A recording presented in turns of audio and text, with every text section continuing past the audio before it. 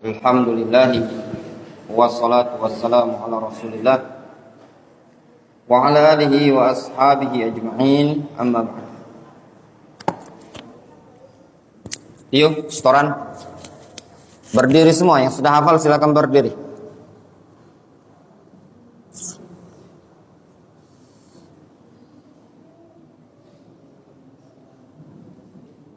Baca.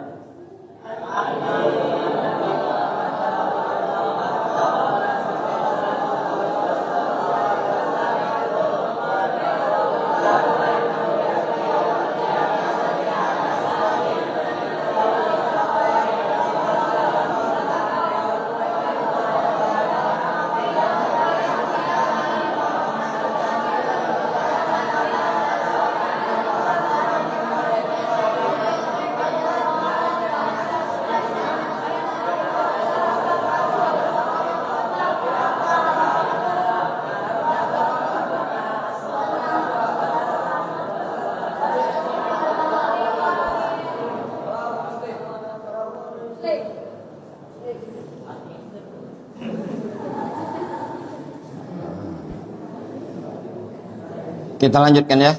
Bismillahirrahmanirrahim. Alhamdulillahi hamdan katsiran thayyiban mubarakan fihi kama yuhibbu rabbuna wa yarallah. Wa ashhadu an la ilaha illallah wahdahu la syarikalah. Wa ashhadu anna Muhammadan abduhu wa rasuluhu sallallahu alaihi wa ala alihi wa ashabihi ajma'in, amma ba'd.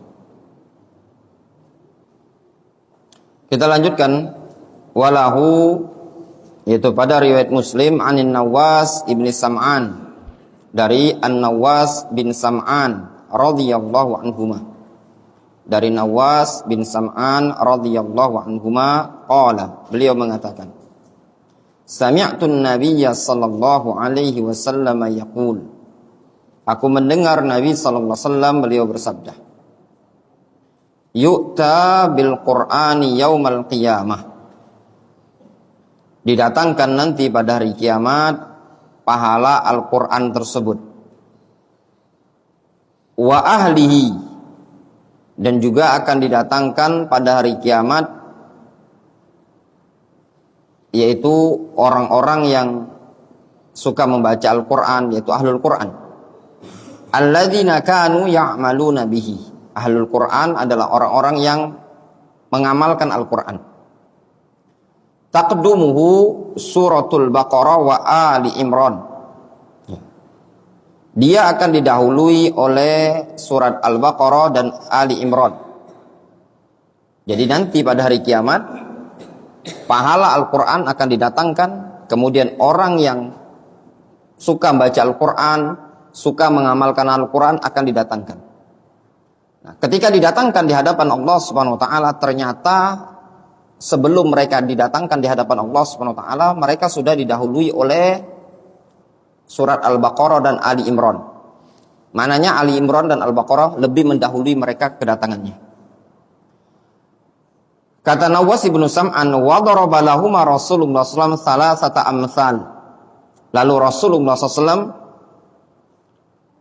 membuat permisalan untuk kedua surat tadi, yaitu surat Al-Baqarah dan Ali Imran, dengan 3 permisalan. Mana situha ba'du, yang tidak pernah aku lupakan sama sekali setelah penjelasan Rasul tersebut. Ini menunjukkan apa? Menunjukkan kuatnya hafalan Nawas bin Sam'an. Perhatian beliau. Rasul mengatakan qal, kata Rasul, ka'annahuma ghamamatan. Kedua surat tersebut seakan-akan ghamamatan. Ya. Kemarin sudah dijelaskan ghamama itu naungan awan. Au dhullatan saudawan, atau dhullatan saudawan, sama maknanya, atau naungan yang hitam. Bainahuma syarqun, ya, syarqun, antara kedua awan tersebut, ya, yaitu Al-Baqarah dan Ali Imran tadi yang bentuknya seperti awan, ada cahaya. Syarq itu cahaya, artinya sinar, ya. Dalam artian bisa dibedakan awan pahala Al-Baqarah, awan pahala Ali Imran itu dibedakan dengan cahaya. Au ka'annahuma firqan min tayrin sawaf tuhajjani an sahibihima. Atau kedua surat tersebut ibarat firqan. Firqan itu segerombolan burung yang berbaris, ya. Keduanya membela Ahlul Quran tadi. Dalam hadis ini terdapat faedah, sebagaimana pada pertemuan sebelumnya. Hadis ini terdapat faedah tentang keutamaan surat Al-Baqarah dan Ali Imran. Bahwasannya orang yang suka membaca Al-Baqarah, membaca Ali Imran, dia akan mendapatkan keutamaan yang disebutkan dalam hadis ini, bahwasannya kedua surat tersebut akan datang pada hari kiamat, bisa memberikan pembelaan terhadap orang yang suka membacanya. Kemudian dalam hadis ini ada faedah, ya ikhwan, bahwasannya yang dimaksud dengan Ahlul Quran dijelaskan oleh Nabi SAW. Al-Quran itu adalah alladzina kanu ya'maluna bihi, yaitu orang-orang yang mengamalkan Al-Quran. Itulah Ahlul Quran. Makanya mereka digolongkan ahlullahi wa khassatuhu. Ahlul Quran adalah ahlullah, keluarganya Allah, wa khassatuhu, orang-orang khusus. Kenapa dikatakan ahlullah wa khassatuhu? Karena ada bentuk pengamalan pada mereka. Bukan semata-mata mereka membaca Al-Quran atau menghafalkannya, tapi mereka juga membaca, mereka menghafal, mereka mengamalkan. Itulah yang menyebutkan mereka atau membuat mereka istimewa. Kalau seandainya antum cuma sekedar menghafal Al-Quran, cuma sekedar membaca Al-Quran, tetapi tidak ada pengamalannya, justru Nabi SAW mengatakan Al-Quranu hujjatun laka aw alaika. Al-Quran itu bisa membela engkau atau bisa sebaliknya, akan menyerang antum, akan menuntut atas apa yang telah antum hafal, apa yang telah antum baca, namun tidak antum amalkan, justru sebaliknya akan berlawanan bagi antum nanti di hari kiamat. Kemudian pada hadis ini terdapat faedah juga, bolehnya darbul mathal, bolehnya membuat permisalan, ya, permisalan, ya, penggambaran. Untuk apa tujuannya? Takribul faham. Di sini Rasulullah SAW memberikan permisalan bagaimana gambaran pahala Al-Quran tersebut. Diumpamakan pahala Al-Baqarah dan Ali Imran tersebut ibarat suatu awan, atau dua potong awan, atau dua potong naungan yang hitam yang dipisah oleh kedua cahaya. Permisalan-permisalan seperti ini terkadang banyak dalam Al-Quranul Karim dan juga banyak dalam hadis Nabi SAW. Ya. Apa tujuannya? Untuk tadabbur. Allah Subhanahu wa taala menyebutkan di dalam Al-Qur'anul Karim, wa tilkal amsalu nadribuha linnas wa ma yaqiluha illal alimun. Itulah permisalan yang kami jadikan contoh di dalam Al-Qur'anul Karim. Wa ma yaqiluha illal alimun. Tidak ada yang bisa memahami permisalan tersebut kecuali orang-orang yang berilmu. Ketika ada di salah satu ayat dari Al-Qur'an tersebut tidak difahami oleh para ulama di zaman dahulu, sebagian mereka ada yang menangis. Ketika ditanya apa yang menyebabkan engkau menangis, dia mengatakan, aku tidak memahami apa yang dimaksud dengan permisalan tersebut. Berarti aku bukan seorang alim.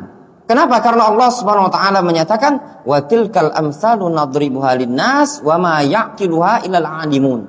Demikianlah permisalan kami buat untuk umat manusia, tidak ada yang bisa memahaminya, mencernanya kecuali orang-orang yang berilmu.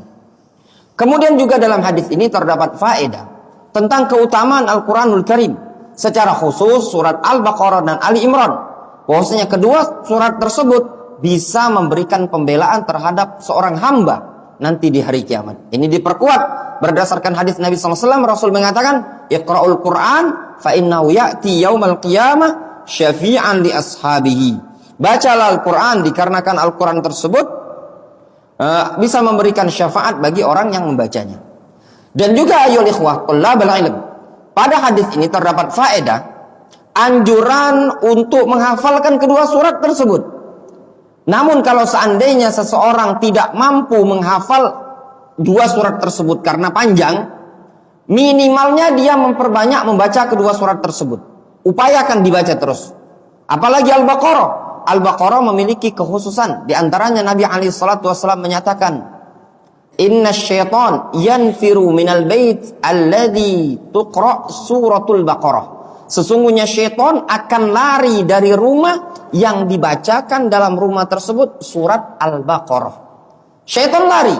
Apabila di suatu rumah dibacakan surat Al-Baqarah, syaitan akan lari. Ini di antara keutamaan surat Al-Baqarah.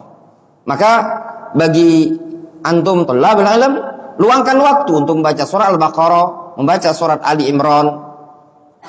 Dan juga dalam hadis ini terdapat faedah selayaknya bagi seorang qari, bagi seorang hafidh, agar mengamalkan kandungan yang dikandung dalam kedua surat tersebut.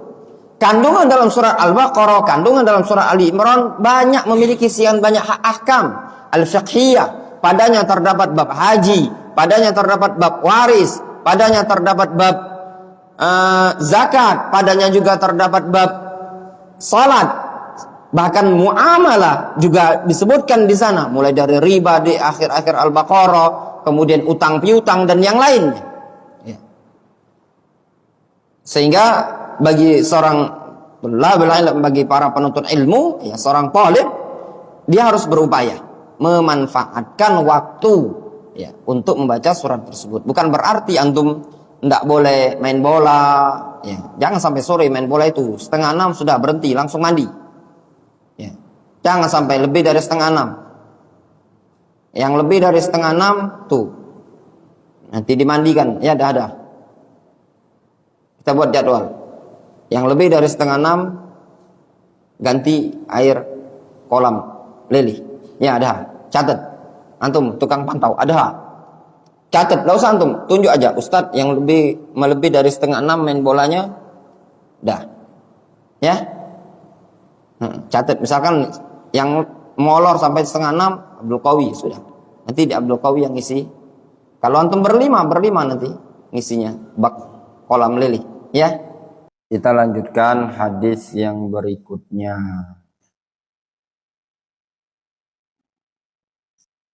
Qala al-musannif rahimahullahu ta'ala,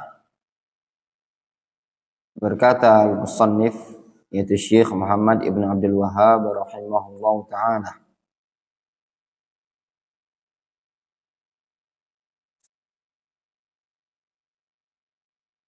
wa ani Ibnu Mas'ud radhiyallahu anhu, ya kan? Ya. Qala Rasulullah sallallahu alaihi wasallam,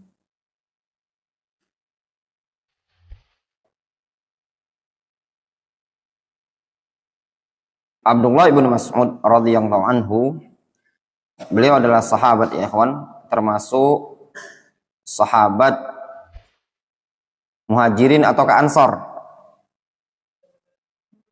Nah, Muhajirin atau Ansor?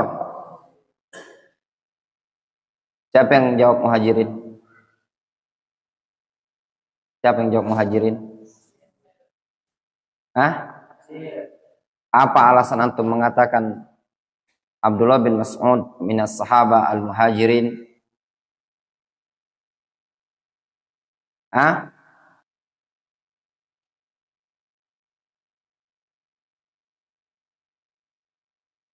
Jangan ngarang-ngarang. Muhajirin atau Ansor? Jangan ngarang-ngarang pula.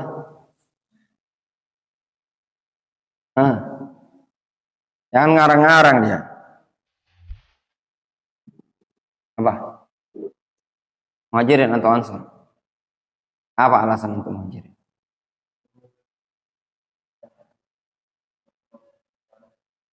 Allah barik fik, ahsan.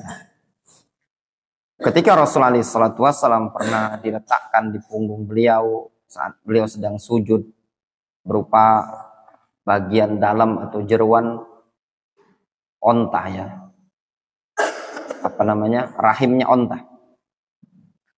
Ketika itu Abdullah bin Mas'ud melihat. Kata Abdullah bin Mas'ud, "Lau kana liman'a," kalau seandainya aku punya kekuasaan, punya kekuatan, aku akan bela Rasulullah SAW. Tetapi karena aku ada termasuk orang yang tidak punya kekuatan. Jadi dia lihat, tapi tidak punya apa-apa. Kemudian Fatimah datang, lalu Fatimah yang menyingkirkan kotoran tersebut. Beliau termasuk kibarus sahabah, ya kan? Ya, termasuk kibarus sahabah, ya. Dan juga termasuk golongan yang pandai, ya. Rasul alaihi salatu wasallam menyebutkan tentang Abdullah bin Mas'ud, innaka ulayyimun mu'allam. Engkau adalah pemuda kecil yang mu'allam, ya, yang terdidik. Abdullah bin Mas'ud mengatakan Rasulullah SAW beliau bersabda, man qara'a harfan min kitabillah falahu hasanah. Siapa yang membaca satu huruf dari Al-Quran, maka dia mendapatkan satu kebaikan. Orang baca Al-Quran dapat satu kebaikan. Satu huruf itu satu kebaikan. Wal hasanatu bi asyri amsalihah. Dan satu kebaikan ini dilipat gandakan menjadi 10. Baca satu huruf dapat satu kebaikan, tapi dikali 10, berarti satu huruf dapat berapa kebaikan? Dapat 10 kebaikan. La aqulu alif lam mim harfun. Aku tidak mengatakan alif lam mim itu satu huruf.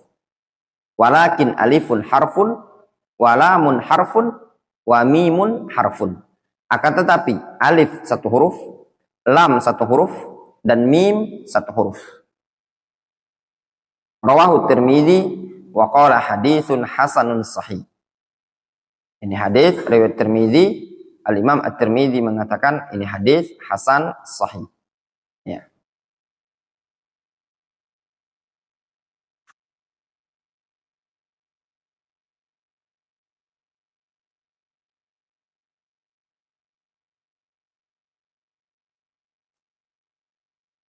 Dalam hadis ini ya ikhwan, terdapat faedah anjuran untuk membaca Al-Quranul Karim. Ya.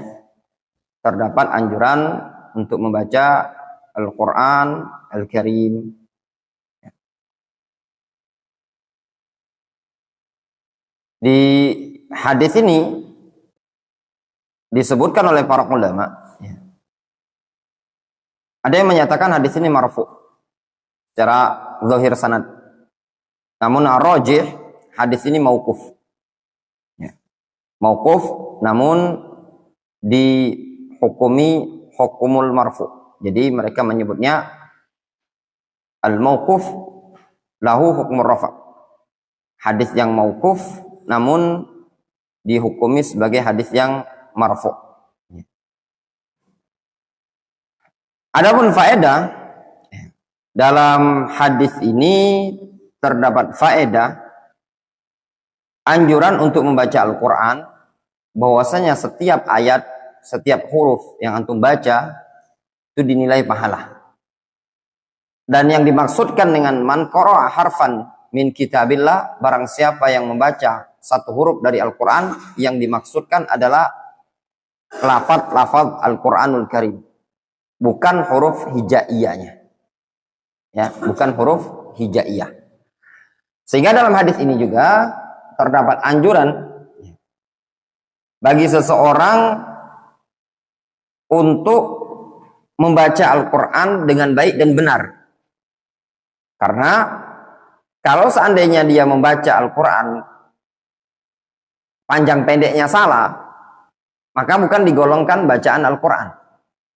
Disebutkan oleh Syekh Ibnu Utsaimin rahimahullah ta'ala, kalau seandainya dia menggugurkan satu huruf dari Al-Quran, maka tidak disebut dia membaca Al-Quran.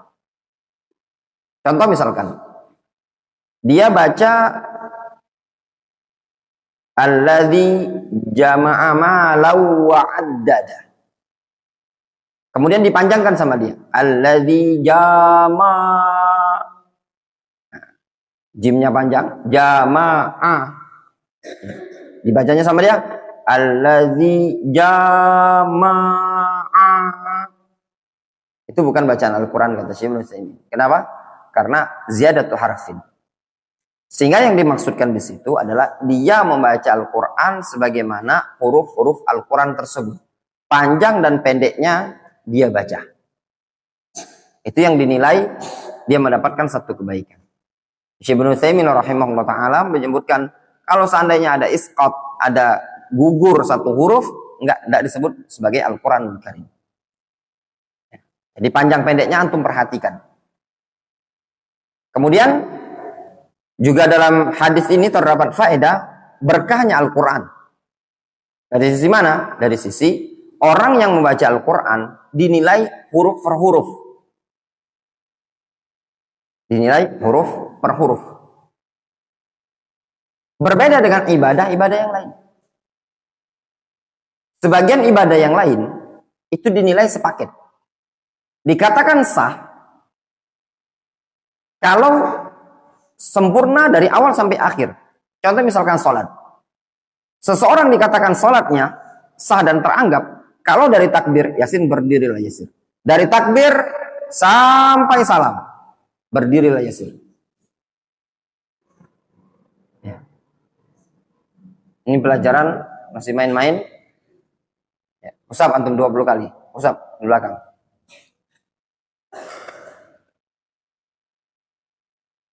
Nah, enggak kayak gitu pusap.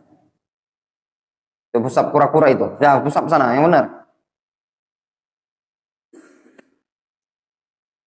Amalan-amalan yang lainnya.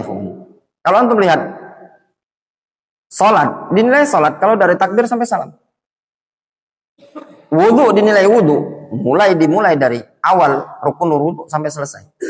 Adapun qiraatul Quran tidak dinilai dari per surat atau dinilai per ayat, tapi dinilai oleh Allah SWT per huruf. Sehingga kalau seandainya seseorang membaca Al-Quran, benar bacaannya, cuma 5 huruf, tetap dinilai oleh Allah SWT. Walaupun beberapa huruf yang lainnya keliru. Difahami? Ini maksudnya. Dan juga dalam hadis ini terdapat faedah rahmatnya Islam. Ya, rahmatnya Islam, bahwasanya Islam melipat gandakan suatu kebaikan. Sebagaimana disebutkan dalam hadis dari sahabat Abdullah bin Abbas, "Innallaha katabal hasanat was sayyi'at." Allah Subhanahu wa taala menuliskan atau menetapkan adanya mencatat kebaikan dan keburukan. Faman hamma bi hasanatin falam ya'malha kataballahu lahu indahu hasanah kamilah. Siapa yang mengerjakan berniat ingin mengerjakan suatu kebaikan namun tidak sempat mengerjakannya, maka Allah akan catat baginya satu kebaikan yang sempurna. Fa in hamma biha fa'amilaha katabaha Allahu azza wa jalla lahu indahu asyra hasanat. Kalau dia punya keinginan lalu mengerjakannya, maka Allah akan catat dia 10 kebaikan. Ila 700 dhifin ila adhafin katsira. Sampai dicatat sebanyak 700 kali lipat dan berlipat-lipat ganda. Itu adalah rahmat dan berkahnya Islam. Dari sini memotivasi kita semua, antum ya thalabul ilm, jangan sungkan-sungkan untuk membaca Al-Quran dan menghafalkan Al-Quranul Karim. Naktafi bihadzal qadar, antum hafalkan. Subhanallah.